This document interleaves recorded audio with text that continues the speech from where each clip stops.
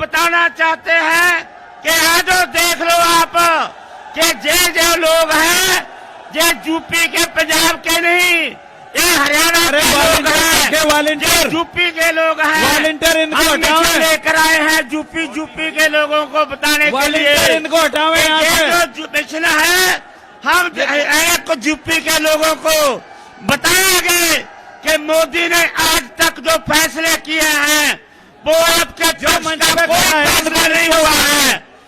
Corporate के किराने को मुनाफा देने के लिए आपकी सेवाएं बेच दी, बंदरगाहें बेच दी, रेलगाड़ियां बेच दी, कोयले की खाना बेच दी। अभी खेती सेक्टर को 3 कानून बनाकर उनके हवाले करने जा रहा है। हम यूपी की धरती के लोगों को घर घर जाकर एक बात बताएंगे कि आप मैदान में आए, आप बड़ा सूबा है, आप बड़ी स्टेट है, आपकी गिनती बहुत ज्यादा है, इसलिए आपसे बेनती करते हैं कि आप आओ, कि मैदान में आओ, सरहदों के ऊपर आओ, गाजीपुर बॉर्डर में आओ।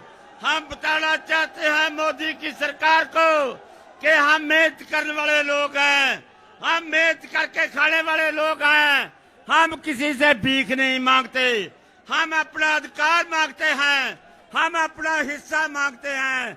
हम आपका लूटा हुआ माल वापस मनाने के लिए आए हैं। हम कहना चाहते हैं कि हम मेहनत कश इन लोगों से अपनी दुनिया से जब अपना हिस्सा मांगेंगे, एक खेत नहीं, एक देश नहीं, हम सारी दुनिया मांगेंगे। धन्यवाद।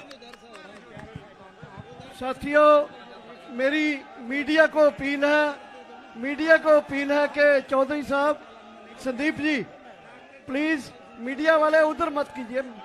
मीडिया प्लीज, यार मीडिया को रोको। वॉलंटियर्स नीचे सब लोग, मीडिया को रोको। मंच से सभी मीडिया को नीचे रिक्वेस्ट करके नीचे भेज दें।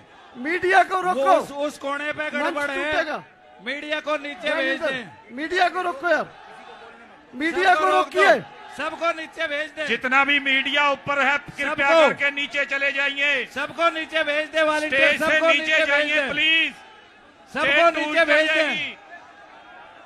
Media please, media please, media के जो लोग हैं जो बाइट देते हैं कृपया करके नीचे दें, बाइट जाके कृपया करके। मीडिया प्लीज, पंचायत को चलने दीजिए, सबको नीचे भेज दें, पंचायत को चलने दीजिए। मंच की व्यवस्था खराब होगी, सबको नीचे भेज दें,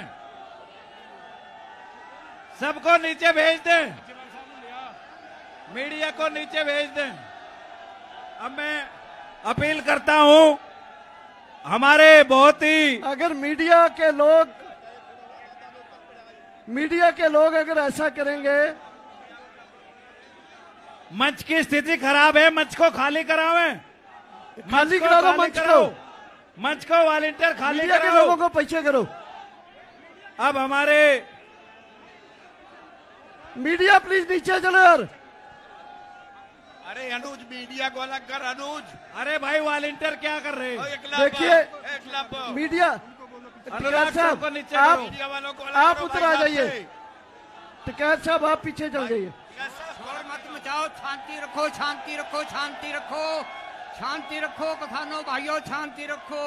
जो किसान हैं इन्होंने सब नहीं, फिर टिकैत साहब पीछे जाएंगे। सब किसान एकता हैं और सुरा सो पेशानी है। जो लड़े दीन के हेत, पुरजा पुरजा कट मरे, कबू न छाटे।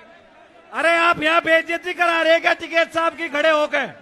हमारे मेहमानों को आप डिस्टर्ब कर रहे हो, आपके मेहमान हैं, हमारी बेइज्जती है, आप शांति बढ़ाओ। आप मेहमानों को नहीं सुनेंगे, हमारी बेइज्जती होगी। तुरंत आप अनुशासन में काम करें, आपकी जिम्मेदारी है अनुशासन बनाना। आप बैठ जाओ, टिकैत साहब का सम्मान रखो, आपकी पंचायत है, आपका काम है, तुरंत अनुशासन बनाएं। अब मैं आमंत्रित करता हूं हमारे जय किसान आंदोलन से योगेंद्र यादव जी आए। भाई सुनो भैया, अगर बाबा टिकैत की सेना के अनुशासित सिपाही हो तुम, तो एक बार में बैठ जाओ। एक नारा लगाऊंगा, नारे के बाद एकदम बैठ जाना। बाबा टिकैत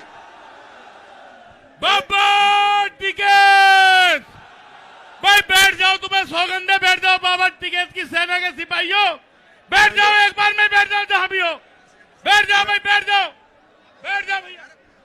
मैं सभी भाइयों से एक निवेदन करना चाहता हूं, सभी संयुक्त किसान मोर्चा की तरफ से।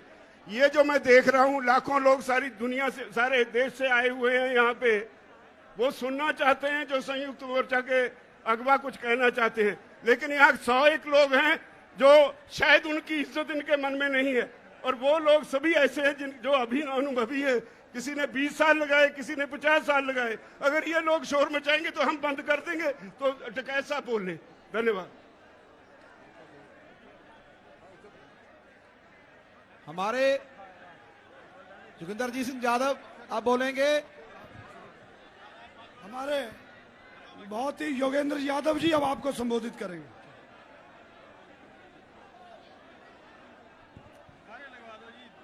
इस ऐतिहासिक किसान महापंचायत में आए हुए सभी साथियों, कहते हैं कि 100 सुनार की और 1 लुहार की। पिछले 100 दिन से सरकारी और दरबारी लोग कह रहे थे ये आंदोलन तो ढीला पड़ गया जी, ढीला पड़ गया। 100 सुनार की और आज जवाब दे दिया है 1 लुहार की। हाथ उठा के मेरे साथ बोलो आप सब लोग, जवाब दिया है ना? तो जरा हाथ उठा के बताओ जवाब दे दिया। ये देख लो मीडिया के साथियों, ये देख लो दरबारी और सरकारी लोगों जो कह रहे थे ये आंदोलन ढीला पड़ गया। अरे ये ग्राउंड ही छोटा नहीं पड़ गया, मुजफ्फरपुर शहर छोटा पड़ गया इस रैली के लिए आज तो। अच्छा, जोश की बात हो गई, अब थोड़ी सी होश की बात कर लूं भाई। जब हम अपने अपने घर वापस जाएंगे तो जो 4 बात तो उंगली पे लेके जाएंगे ना, जो बोलेंगे, तो मैं आपके सामने पिछले 5 साल में अजय बिष्ट की इस योगी सरकार ने जो किसान के साथ उत्तर प्रदेश में किया है उसकी चार्जशीट आपके सामने रखना चाहता हूं। 5 साल और 5 पाप इस सरकार के मैं आपके सामने रखना चाहता हूं। अपनी हथेली खोल लो और उंगलियों पे गिनना शुरू कर दो भाई और बहनों। पहली उंगली सबसे छोटी उंगली पे पकड़ लो, अपने हाथ खोल लो और अपनी उंगलियों पे गिनना शुरू कर दो। पहला पाप इस सरकार का कि इसने कर्ज माफी के नाम पे ढोंग किया है उत्तर प्रदेश के किसान के साथ। कर्ज था करोड़ों किसानों का, सरकार ने कहा हम 86 लाख का माफ करेंगे और घोषणा कर दी कि 86 लाख का माफ हो गया।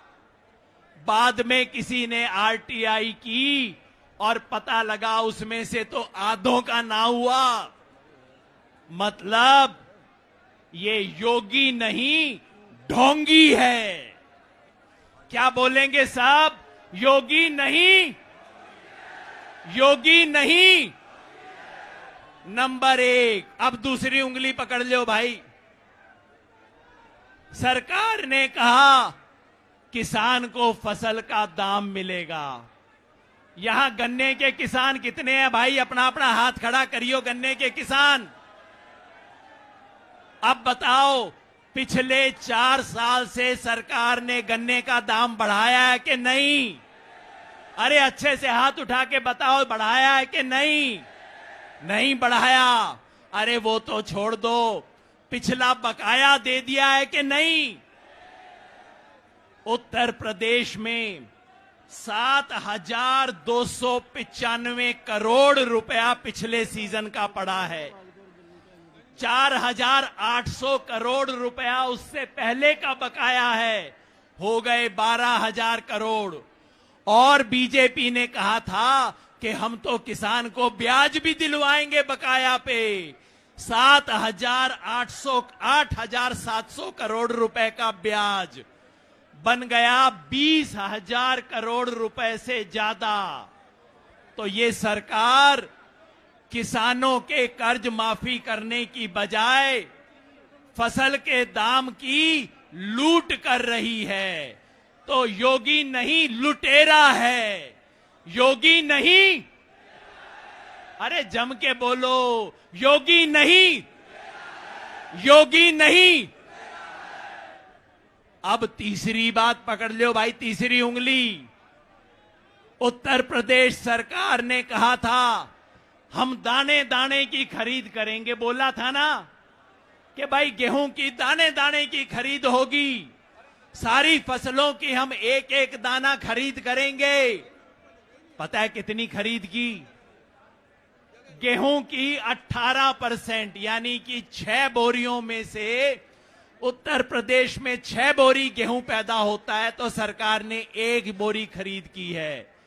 सरसों की 1%, 100 बोरी में से 1 बोरी, और चने की 0, मूंग की 0, मसूर की 0, सोयाबीन 0, मक्का 0। ये सरकार खरीद नहीं करती, सिर्फ जुमलेबाज है। योगी नहीं जुमलेबाज है, योगी नहीं। पीछे से आवाज ना आई मेरे को भाई, योगी नहीं।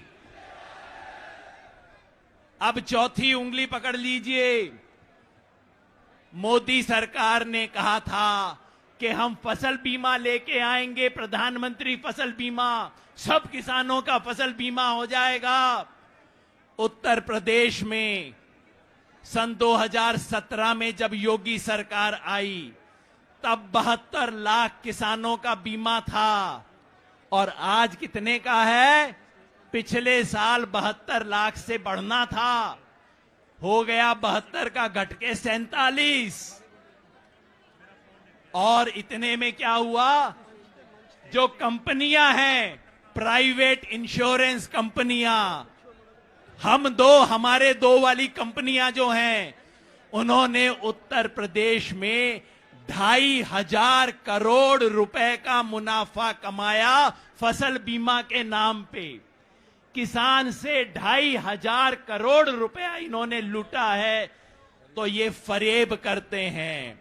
योगी नहीं, फरेबी है। योगी नहीं, योगी नहीं। और बस अब आखिरी बात, ये अंगूठा अपना देख लो भाई। इस सरकार ने किसानों को जाति और धर्म के नाम पे बांट के इन्हें तोड़ने की कोशिश की। अंग्रेजों ने जिस तरह फूट डालो और राज करो की नीति की, वही काम इस योगी सरकार ने किया है। जाति की बात तो आप पूछो मत, उत्तर प्रदेश में इससे बड़ी जातिवादी सरकार ना आई। देश के इतिहास में पहली बार मंत्रिमंडल में हर मंत्री की जाति गिनाई गई। और धर्म, ये वही मुजफ्फरनगर है जहां हिंदू मुसलमान में दंगा करवा के, हिंदू मुसलमान में खून की आंधी करके, खून की नदी बहा के इन लोगों ने राजनीति की थी।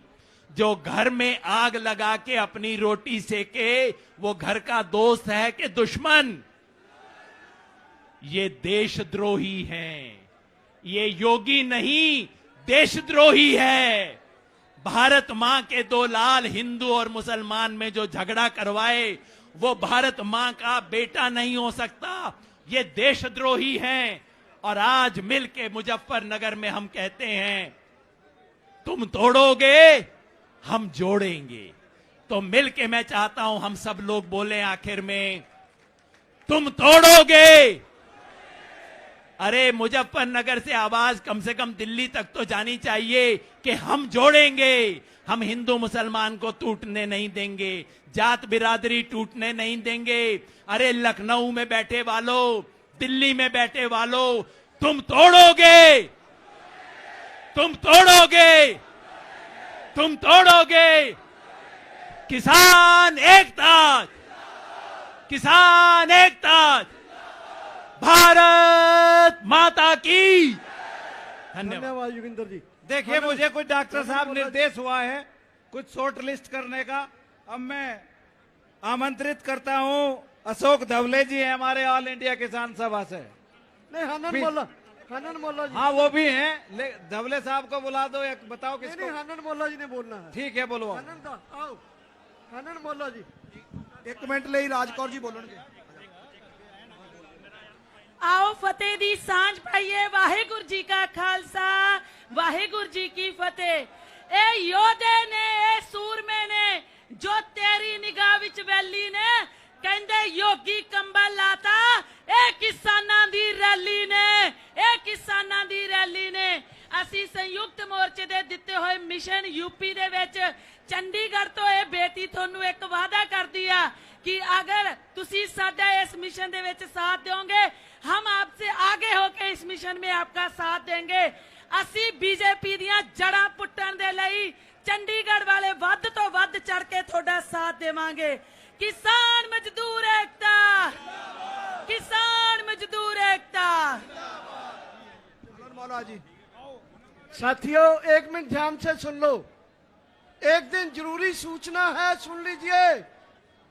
वो ये है कि हमारा जो 25 तारीख को भारत बंद की कॉल थी, उसको संयुक्त मोर्चा ने बहुत सारे कारणों के चलते हुए वो 25 की जगह, शनिवार की जगह 27 सितंबर को दिन सोमवार को अब वो भारत बंद होगा। ध्यान से सुन लिया सबने, हाथ खड़े करके बताओ। 27 सितंबर सोमवार को भारत बंद होगा। 27 सितंबर को क्या होगा?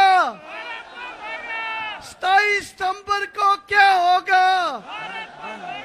27 सितंबर को क्या होगा? भारत बंद, भारत बंद। धन्यवाद हनन मोल्ला जी। मंचासीन नेतागण और ये विशाल समावेश में मेरे किसान भाइयों बहनों, मैं पहले संयुक्त किसान मोर्चा की ओर से और अखिल भारतीय किसान सभा के ओर से ये जो संघर्षशील ये जो समावेश है, मैं इसको अभिनंदन करता हूं।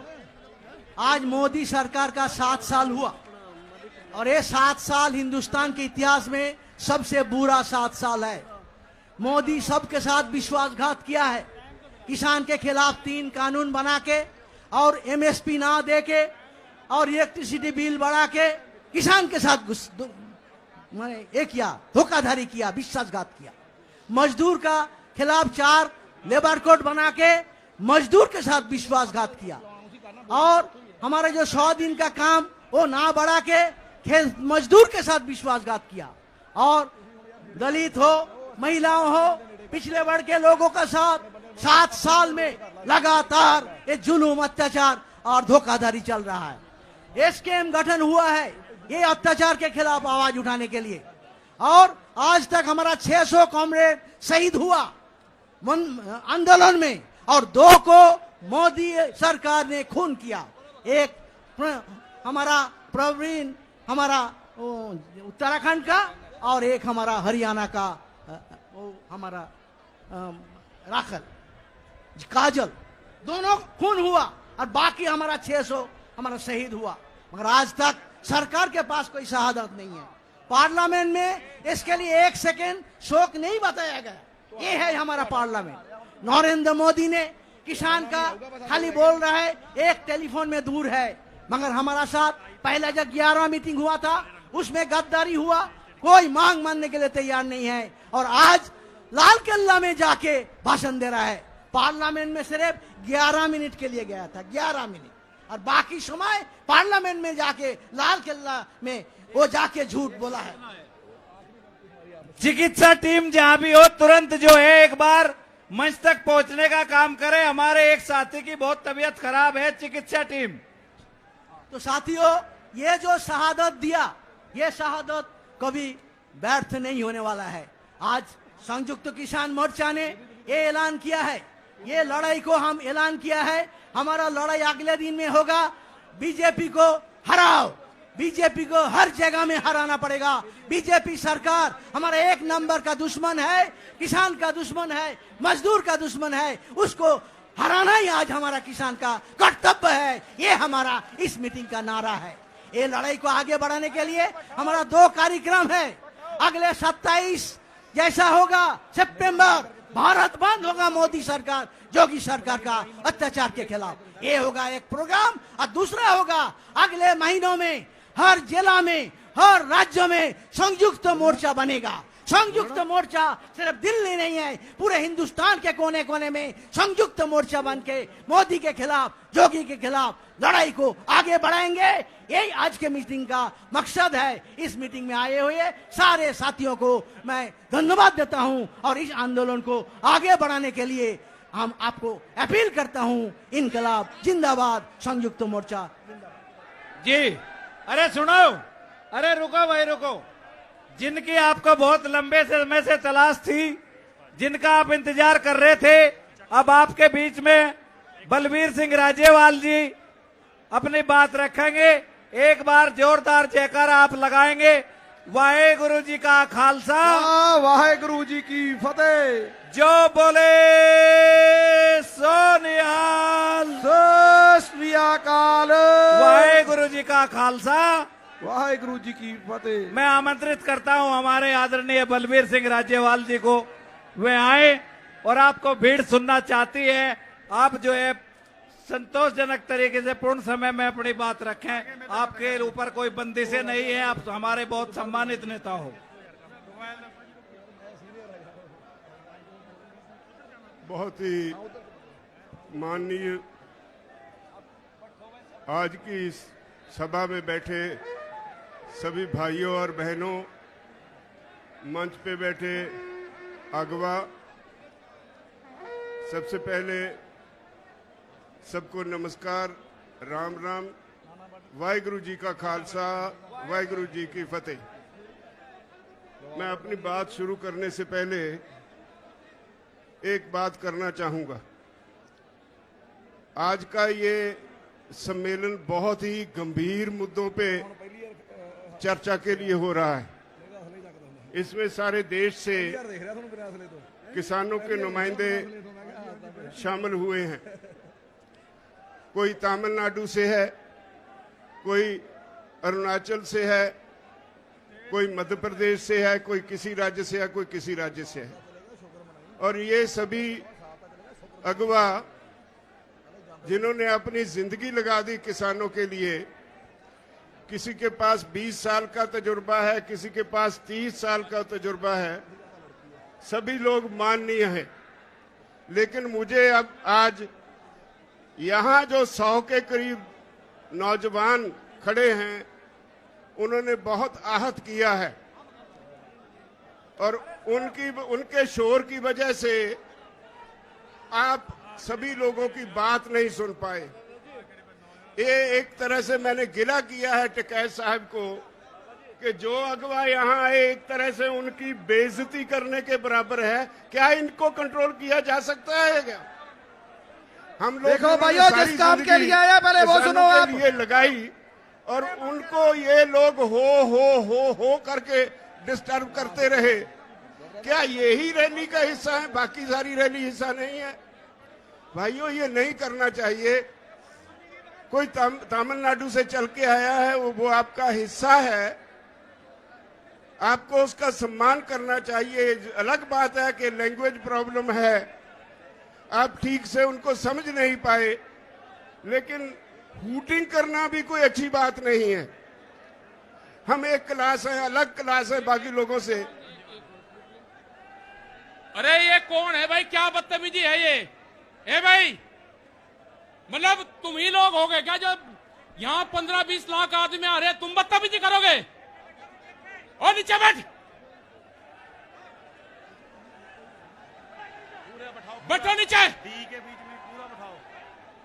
मतलब क्या बदतमीजी है भाई ये? मतलब कौन लोग हैं ये?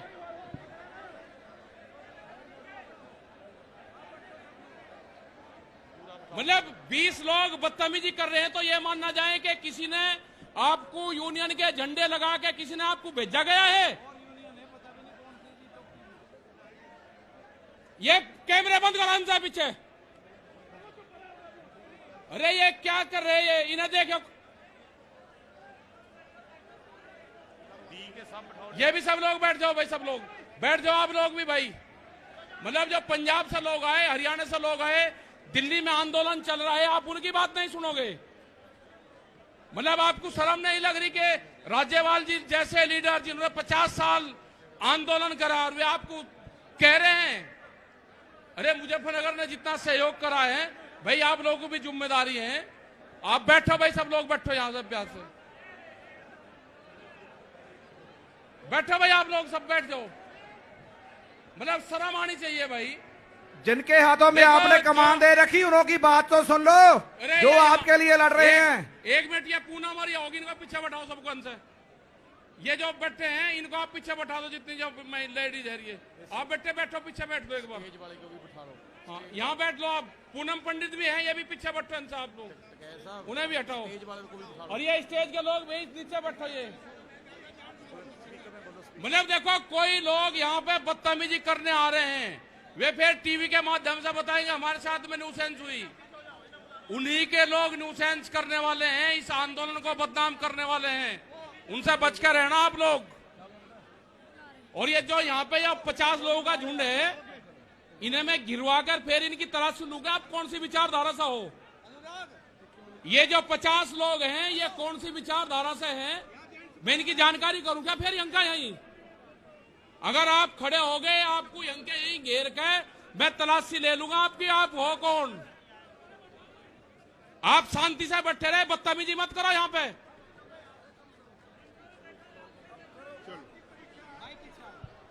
बहुत धन्यवाद टिकैत साहब। ऐसा नहीं कि हम आप सभी से नाराज हैं, आप हमारा हिस्सा है, हमारे भाई हैं, हमारी बहनें हैं। मैं कल आ रहा था पंजाब से, जिस तरह से रास्ते में आपने लंगर लगाए, जिस तरह से आप हमें इज्जत दे रहे थे, उसके लिए मेरे पास शब्द नहीं आपका धन्यवाद करने के लिए। मुजफ्फरनगर के लोगों ने इतना प्यार दिया, पंजाब के हरियाणा के लोग जब आ रहे थे इतना प्यार दिया, इतना सत्कार दिया, उसके लिए मेरे पास शब्द नहीं धन्यवाद देने के लिए। लेकिन ये छोटी सी घटना हुई, मैंने उस पे गिला किया। बात आप सब की है, आप सब यहां क्यों बैठे हैं ये समझना होगा।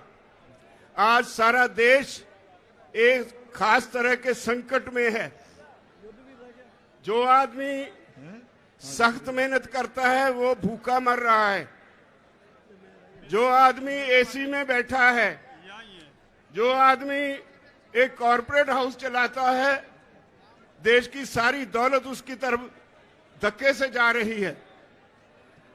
हम सरकार चुनते हैं, हमारे देश का संविधान कहता है government of the people, by the people, for the people. ये बदकिस्मती से हमसे एक गलती हो गई, ये हिंदू मुसलमान का नाम लेकर भाजपा वाले सत्ता में आ गए तो सरकार बन गई government of the people, for the corporate, by the people. लोग चुनते तो हैं सरकार, लेकिन वो सरकार आज लोगों के लिए नहीं होती। हम अपने नुमाइंदे चुनते हैं, वो पार्लियामेंट में जाते हैं, विधानसभा में जाते हैं। उनकी पहली ड्यूटी ये होती है कि वो वहां जाकर ऐसी पॉलिसीज बनवाएं जिससे लोग शांति से अपना जीवन जी सके, ऐसे कानून बनवाएं जिससे लोगों को तरक्की करने में मदद मिले। लेकिन हो क्या रहा है, कुछ कॉरपोरेट हाउसेस, आज देश की हर चीज उनके लिए सेल पे लग गई है। रेलवे बेच दी अडानी को, हवाई अड्डे अडानी को, तेल का बिजनेस अंबानी को, कम्युनिकेशन अंबानी को, एयरपोर्ट अडानी को। एक एक करके देश के असेट्स जो हैं, देश की जो मूल्यवान चीजें हैं, जो देश के लोगों के खून पसीने की कमाई से खड़ी की गई, वो सारी बेची जा रही हैं। तो अब कृषि सेक्टर रह गया था। मोदी सरकार ने इस पे भी कॉरपोरेट हाउसेस के सामने परोस के रख दिया। सारी दुनिया का फेल हुआ मॉडल हमारे देश के किसानों पे लादने की कोशिश की जा रही है।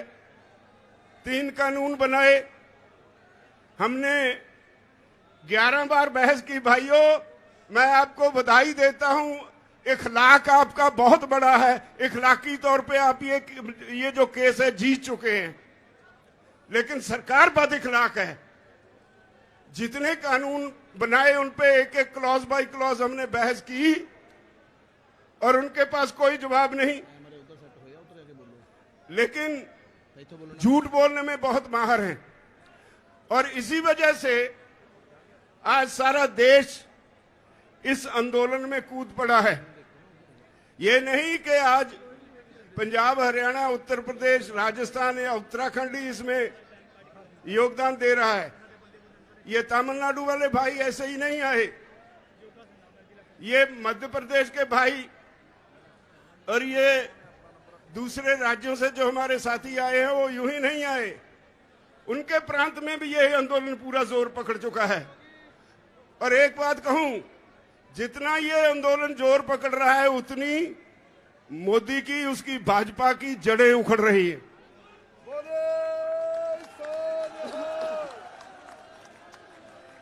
हमने बंगाल के चुनाव के वक्त कहा था कि हमारा काम नहीं है ये, अगर सरकार को वोट की राजनीति से बिना कोई बात समझ में नहीं आती तो हम वोट पे चोट करेंगे। हम बंगाल गए, वोट पे चोट की, तो आज कहां है वो जो पूरा जोर लगाया हुआ था अमित शाह और मोदी जी ने? मोदी दोनों को लोगों ने मांझ के रख दिया। जिंदाबाद।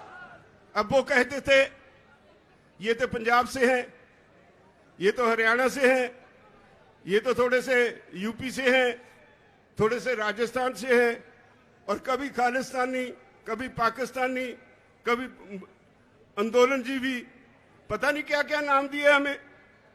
जिसे अन्नदाता कहते थे उसे तरह तरह से गालियां दी गई। वो गालियां सारे देश के किसान ने सुनी और उनके दिल पे उकरी गई, और यही वजह है आज इतनी संख्या में लोग यहां आए हैं। इतनी गालियां मेरे ख्याल में अपने जीवन में इस देश का किसान तो भूल नहीं पाएगा, कभी बीजेपी को माफ नहीं करेगा। अब वो कहते हैं राजहट है, कहने के लिए जवाब कोई नहीं। 9.5 महीने से किसान बॉर्डर पे बैठा है। पंजाब का किसान तो 2 महीने पहले रेलवे की पटरियों पे भी बैठा रहा। ये तो 1 साल से ऊपर हो गया पंजाब से शुरू हुए आंदोलन को। आज सारे देश का किसान सड़कों पे है और अब भी उन्हें समझ नहीं पड़ रही। आज का आपका ये इकट्ठ, ये एक वार्निंग सिग्नल है मोदी सरकार को कि राहे रास पर आ जाओ वरना मिटा दिए जाओगे। हम 27 तारीख को फिर एक हमने प्रोग्राम दिया है। अभी मेरे साथी कह रहे थे 27 तारीख को भारत बंद की कॉल दी है। इससे पहले भी हमने कई कॉल्स दी। संयुक्त मोर्चा यहां से कॉल देता है और सारे देश में वो सफल हो जाती है। अब 27 तारीख 27 सितंबर है। मेरी निवेदन है इस देश के किसानों के अलावा व्यापारी वर्ग को, मुलाजिम वर्ग को, वो गलतफहमी में है।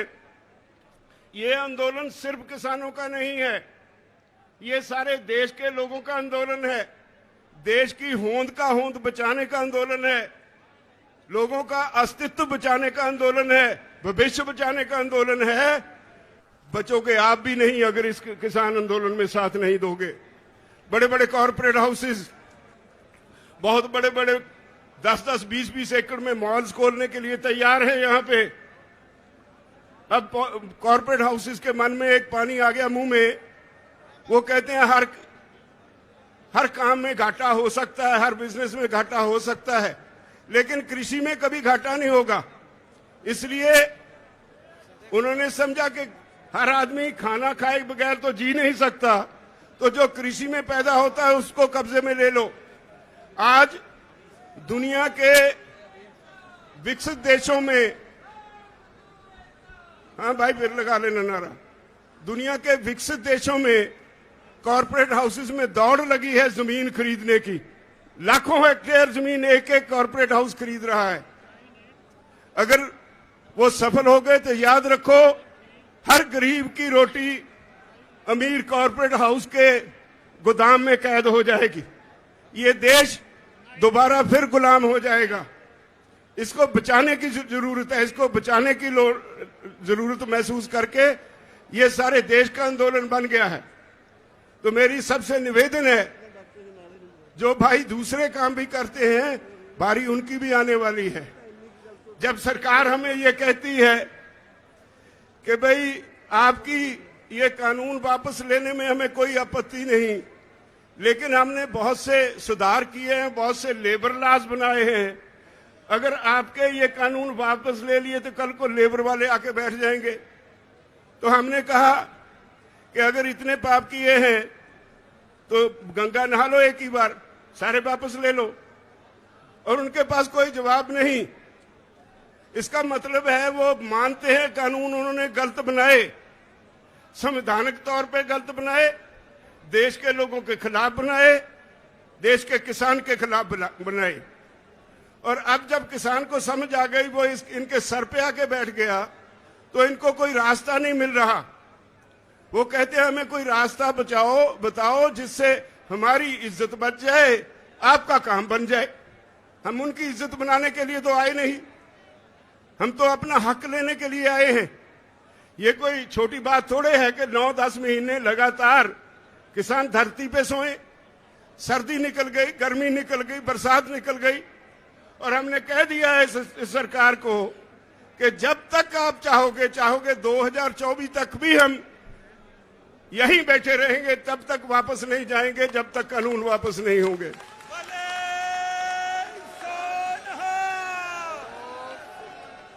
मुजफ्फरनगर की ये रैली, भाइयों, आपकी आज की ये रैली सारी दुनिया इसको देख रही है।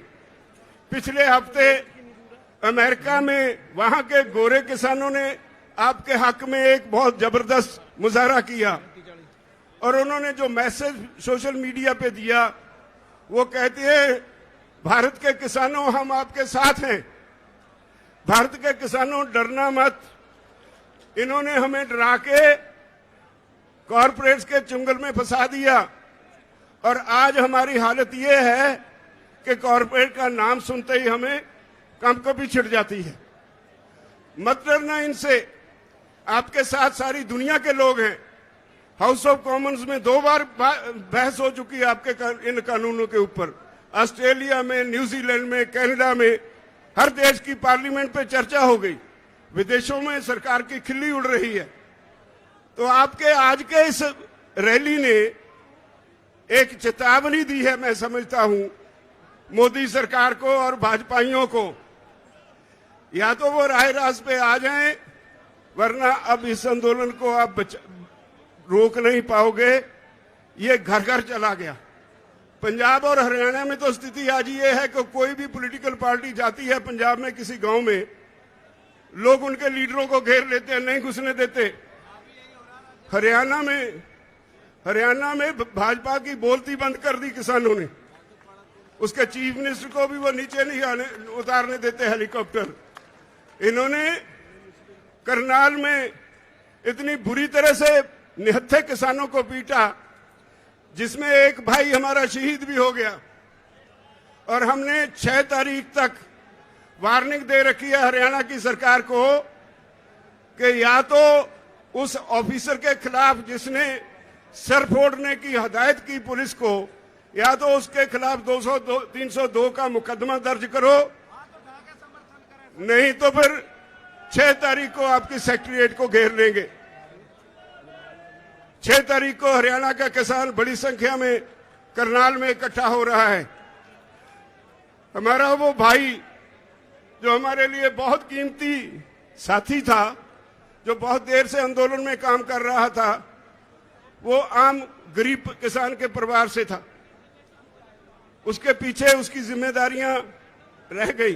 वो हम सब लोगों की जिम्मेदारी है कि हम उसकी, हमारे दिवंगत साथी की आत्मा की शांति के लिए प्रार्थना करें। और ये छह मुझसे गलती से कहा गया, 7 तारीख को करनाल में इकट्ठ रखा गया है। अगर सरकार उस ऑफिसर के खिलाफ 302 का मुकदमा दर्ज नहीं करेगी तो हरियाणा के किसान इकट्ठे होके वहां सिविल सेक्रेटेरिएट को घेराव कर लेंगे, नहीं छोड़ेंगे उसको। और वो कंस्टिट्यूएंसी मुख्यमंत्री खट्टर की कंस्टिट्यूएंसी है। यूं ही नहीं उसने पुलिस को ऐसी हदायतें दी, हर सीएम अपने हलके में अपनी चॉइस के ऑफिसर रिप्यूट करता है। अगर वो आज जो ऑफिसर है पता चला है वो आरएसएस के एक कार्यकर्ता का भतीजा है, अगर उसे ताकत इतनी चढ़ी है तो देख लेंगे, हम भी तैयार हैं फेस करने को। अब तो पंजाब में भी शुरू हो गया। मोगा पे किसानों पे लाठियां चली, माछीवाड़ा पे वो कुछ कर नहीं पाए, सुखबीर बादल रास्ता छोड़ के किसी और रास्ते से भाग गए, लेकिन एक झूठी एफआईआर वहां भी हमारे वर्कर्स पे उन्होंने दर्ज कर ली। तो हम इन बातों से डरने वाले नहीं हैं। लड़ाई बहुत अहम है, लड़ाई हमारे भविष्य की है, हमारे बच्चों की है। इसलिए मैं आप सभी से निवेदन करता हूं, जिस तरह से आप आज संयुक्त किसान मोर्चा की कॉल पे मुजफ्फरनगर में बड़ी संख्या में आए हैं। मुझे पता है सरकार ने रेल्स बंद कर दी, नेट बंद कर दिया, लेकिन पता नहीं कितनी कितनी दूर मुजफ्फरनगर से बाहर हमारे साथी बसों में, कारों में जो आए हैं, इस वक्त भी उनको यहां आने के लिए रास्ता नहीं मिल रहा, सारे रास्ते चौक हो गए और वो वहीं खड़े इंतजार कर रहे हैं अपनी बारी का। जब ऐसे लोग बाहर निकल आए, आम जनता बाहर निकल आए, तो सरकारें कुछ बिगाड़ नहीं सकती। मैं समझता हूं मोदी सरकार को सोचने और समझने का समय आ गया है, वरना सरकारें बड़ी नहीं होती, लोग बड़े होते हैं। वरना सरकार को इसकी सजा जरूर मिलेगी, हर हालत में सजा मिलेगी। मैं आप सब भाइयों से एक निवेदन करना चाहता हूं, हम सभी, हमने छोटी सी कॉल दी, आप इतनी संख्या में आ गए, यूपी सारी हिल गई। मुझे लगता है जिस तरह आप आए हैं, यहां बंगाल वाला फार्मूला दोबारा दोहराने जा रहे हैं आप। बोले सोनिहाल। इसमें कोई शक नहीं मुझे कि अगर बीजेपी को वोट पे चोट ही नजर आती है तो आज के इस समागम के बाद वोट पे चोट लगाने के लिए माहौल तैयार हो गया। मोदी जी तैयार हो जाओ, मैदान में देखेंगे। अब तो आप सभी को बहुत बहुत धन्यवाद। और आप सभी से आखिर में फिर एक बार विनती, आज की रैली के बाद सो नहीं जाना, बहुत बड़ी जिम्मेदारी आपके ऊपर छोड़ के चले हैं। मैं कल से यहां आया हूं, एक रिश्तेदारी में ठहरा था, बहुत से लोग मुझे मिलने आए, एक ही बात कह के मैं क्षमा मांगूंगा। बहुत से लोग मुझे मिलने आए, जो भी आया उसने आते ही पहली एक बात कही कि ये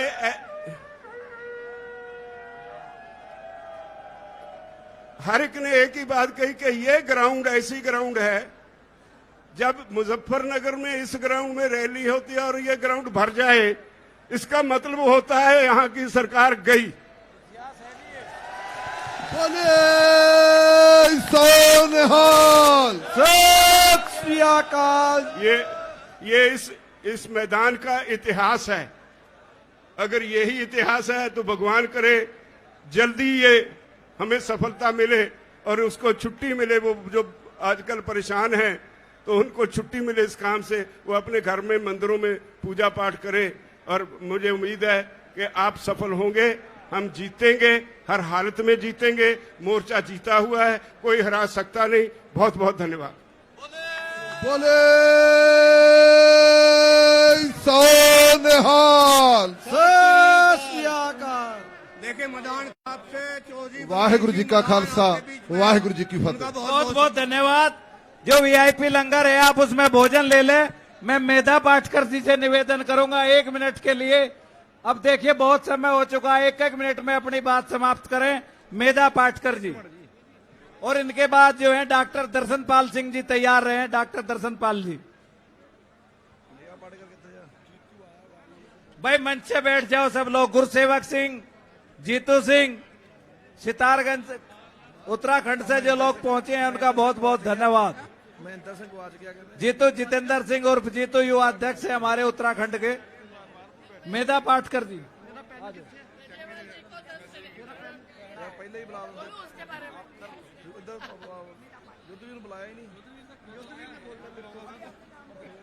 साथियों, आज इस मुजफ्फरनगर की धरती पे और उत्तर प्रदेश जैसे देश की राजनीति में सबसे ज्यादा प्रभाव डालने वाले राज्य में ये जन सैलाब एक बहुत बड़ा संदेश दे रहा है। ये केवल ऐतिहासिक नहीं है, ये भविष्य की पुकार है और हम आपको सलाम करते हैं। किसान मजदूर एकता जिंदाबाद, किसान मजदूर एकता जिंदाबाद, जिंदाबाद जिंदाबाद। साथियों, जब पिछली बार मुजफ्फरनगर में आए थे तब वो हिंदुत्व का एक प्रकार का संदेश था। निरपराध युवाओं की हत्या हो गई थी, हम घर घर पहुंचे थे। आज मुजफ्फरनगर दंगा करने के लिए यहाँ नहीं आया है, एक पंगा लेने के लिए आया है और वो पंगा मोदी सरकार के साथ आप लेके रहेंगे, आप सफल होंगे तो देश बचेगा, देश बनेगा। हम लोग जानते हैं कि अयोध्या का मुद्दा बनाने वाले हिंदुत्व के नाम पर अंधत्व फैलाते हैं, अस्मिता का मुद्दा लेते हैं, अस्तित्व के जीने मरने के मुद्दे जो किसान मजदूरों के हैं उनको नजरअंदाज करते हैं। तो आज हम लोगों को ये कहना चाहिए कि अयोध्या में भी बहुत सारे मंदिरों की जमीन नवाबों ने दी है। झंडू के फूल मुसलमान खेतिहरों से आते हैं और गमछे भी मुस्लिम बुनकर बुनते हैं। तो साथियों, आज उत्तर प्रदेश की जनता, जबकि हिंदू मुस्लिम सिख ईसाई आपस में है बहन भाई, ये कहकर एक अनोखी एकजुटता और ताकत दिखा रही है। तो मोदी सरकार की ये काले कानून नहीं, जो काली नजर है, एक व्यक्ति की नहीं, एक विकृति की बात है, उसके सामने ये जनता ही जवाब देके रहेगी, लड़ेगी और जीतेगी। और इसीलिए मैं तो मानती हूँ कि गांव से जुड़ाव है, गली से जुड़ाव है।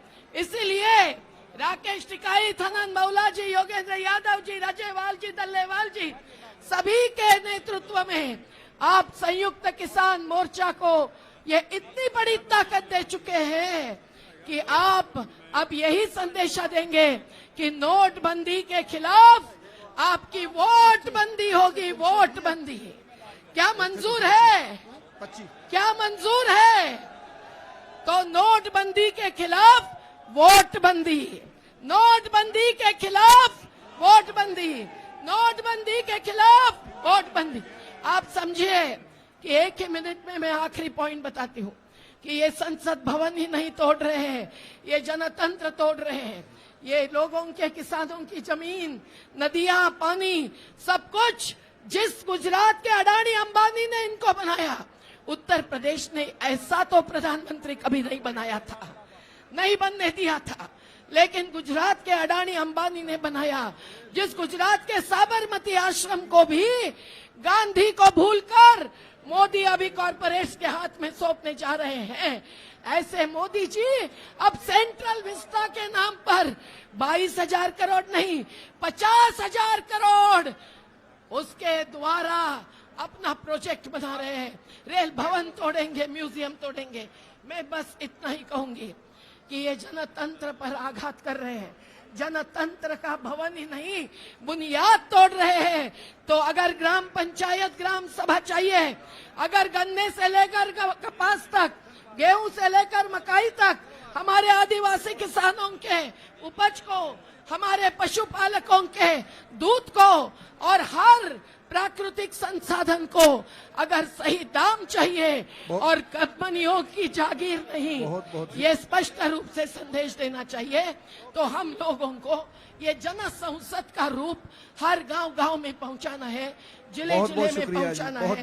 तो मैं एक ही नारा दे दूंगी कि जन संसद में ही होगा कानून पर निर्णय। कानून उन्होंने बनाए, 21 घंटे में 20 कानून लाए, लेकिन किसानों की ये जन सैलाब की ताकत आज वो तीनों कानूनों को निरस्त कर चुकी है। यही यहां से जाहिर होना चाहिए। और 25 सितंबर को भारत बंद, 27 सितंबर को भारत बंद वोट बंदी का संदेश देगा, तो ही हम लड़ेंगे और जीतेंगे। तो लड़ेंगे, जिसको जीतेंगे लगता है वही हाथ उठाओ भाई। लड़ेंगे, जीतेंगे, लड़ेंगे, जीतेंगे। कौन बनाता हिंदुस्तान? भारत का मजदूर किसान। कौन बनाता हिंदुस्तान? भारत का मजदूर किसान। हमारी महिला शक्ति यहाँ बिखरी हुई है। अगली बार महिला शक्ति और ज्यादा संख्या में आएगी। पूनम पंडित जी के साथ जो हुआ, उसके लिए हम संयुक्त किसान मोर्चा दोषी नहीं है, हम क्षमा मांगते हैं। पर महिला शक्ति आई है, नई रोशनी लाई है। महिला शक्ति आई है, ये आपको बोलना पड़ेगा। जिंदाबाद साथियों, जिंदाबाद, जिंदाबाद। देखिए डॉक्टर दर्शनपाल जी, अब आप सूक्ष्म शब्दों में विचार रखें। और इनके बाद हमारे नरसिम्हा जी है तेलंगाना के, 1 मिनट में वो अपनी बात खत्म करेंगे। आप दर्शनपाल जी आपके सामने आएंगे। ये जो माला आप सामने देख रहे हैं, इसकी धागा ये दर्शनपाल जी हैं। संयुक्त मोर्चे की माला बनाने में सबसे महत्वपूर्ण इन्हों का काम है। कोई बात नहीं। यूपी के मुजफ्फरनगर में मेरे किसान भाइयों बहनों, आपको याद है आज से कोई 165-66 साल पहले, यार 1 मिनट चुप कर जो इधर, 165-66 साल पहले आपके मुजफ्फरनगर से 40-50 किलोमीटर दूर एक मेरठ शहर है। मेरठ शहर में 8 अप्रैल को एक बगावत शुरू हुई थी।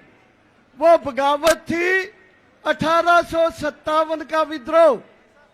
और उस 1857 के विद्रोह ने क्या किया था? एक ईस्ट इंडिया कंपनी का 100 साल का राज खत्म किया था। एक कंपनी का राज 100 साल का। और यूपी के लोगों को इस बात के लिए बधाई है। 1857 का जो विद्रोह था, जो क्रांति थी, उसकी आज झलक मुजफ्फरनगर के ग्राउंड में दिखाई दे रही है। क्या आप लोग 1857 जिसने 1757 से आई ईस्ट इंडिया कंपनी का राज खत्म किया था, क्या आप लोग मोसेटो, कारगिल, अडानी, अंबानी का, मोदियों और हमारे अमित शाह का जो राज किया जा रहा है, उसको खत्म करने की एक कसम लेते हो तो हाथ खड़े करो, नारा लगाओ। मोदी अमित शाह गद्दी छोड़ो, मोदी अमित शाह गद्दी छोड़ो, कारपोरेट खेती छोड़ो। साथियों, हमने 9 अगस्त को जब किसान संसद चली, उसमें पास किया कि हम देश में ये नारा मोदी अमित शाह का लेके जाएंगे और कारपोरेट का विरोध करने के लिए लेके जाएंगे। अब 27 को भारत बंद है। उससे पहले राज्यपाल जी ने बताया करनाल में जो साथी शहीद हुआ, उसके विरोध में करनाल अनाज मंडी में पंचायत है। 15 सितंबर को जयपुर में किसान पंचायत है। 9 और 10 सितंबर को आपके लखनऊ में किसान संगठनों की बड़ी मीटिंग होने जा रही है, जिसमें यूपी का संयुक्त किसान मोर्चा बनेगा और उसका आगाज होगा। और यूपी में उसके बाद हम यूपी के हर जिले में संयुक्त किसान मोर्चे का गठन करेंगे।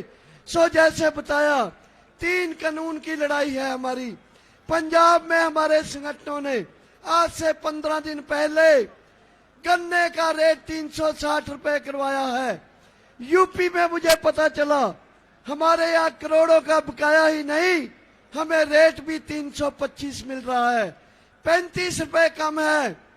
क्या संयुक्त किसान मोर्चे को गन्ने का 360 रुपए लेने के लिए लड़ाई लड़नी चाहिए या नहीं लड़नी चाहिए? तो मैं आपको यकीन दिलाता हूं कि आने वाले समय में 3 कानून के साथ, एमएसपी के साथ, गन्ने की कीमत लेने के लिए, बकाया लेने के लिए, बिजली मोटरों को मुफ्त कराने के लिए साथ जोड़ के यूपी के संगठन 9 और 10 को जो लखनऊ में बैठक होगी उसमें ऐलान करेंगे कि हमें गन्ने की लड़ाई लड़नी होगी। और मैं यकीन दिलाता हूं कि अगर संयुक्त किसान मोर्चे की ताकत के साथ पंजाब के किसानों को गन्ने की कीमत मिल सकती है, यूपी में तो बहुत बड़ी गिनती में है गन्ने के किसान। सो आओ आज मुजफ्फरनगर के इस ग्राउंड से कसम खाएं कि खेती के विरोध 3 कानून और एमएसपी, गन्ने की कीमत, बिजली की मुफ्त लेने की जो लड़ाई है उसको आगे बढ़ाएंगे। आपका बहुत बहुत बहुत बहुत धन्यवाद। हाँ, अगली बात एक भूल गया मैं। पंजाब के संगठनों ने तय किया है